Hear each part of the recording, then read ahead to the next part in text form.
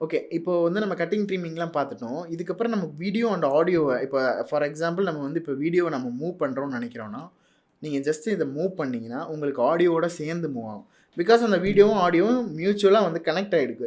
நீங்க for example உங்க கேமரால எடுக்கிறீங்கன்னா, உங்களோட மைக்ரோஃபோன்ல ரெக்கார்ட் ஆகுதுல. அது 2ம் மெர்ஜ் ஆயிருக்கும்.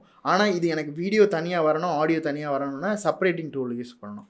இதுக்கு வந்து ஈஸியான ஷார்ட்கட் என்ன நாங்க யூஸ் பண்றது அப்படின்னு பார்த்துக்கிட்டீங்கன்னா, மேல இருக்க வீடியோ லேயர நம்ம லாக் பண்றோம்.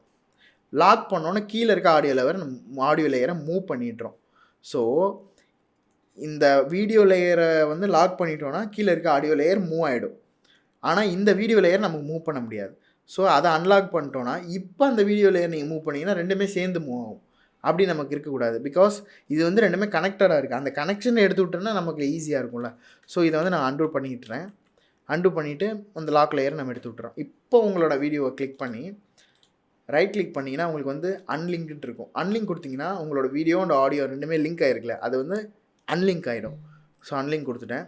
இப்போ வந்து நீங்க அது எது வேணா தனித்தனியா மூவ் பண்ணிக்கலாம். வீடியோவ தனியா மூவ் பண்ணிக்கலாம். ஆடியோவ தனியா மூவ் பண்ணிக்கலாம்.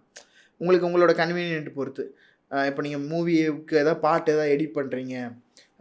ஒரு ஃபார் எக்ஸாம்பிள் இப்போ லியோ ட்ரெய்லர் ஏதாவது நீங்க கிரியேட் பண்றீங்க அப்படின்னா, ஒரு பிஜிஎம் வந்து நீங்க அதோட ஆட் பண்றீங்க அப்படின்னா, அந்த பிஜிஎம் தனியா இருக்கும்.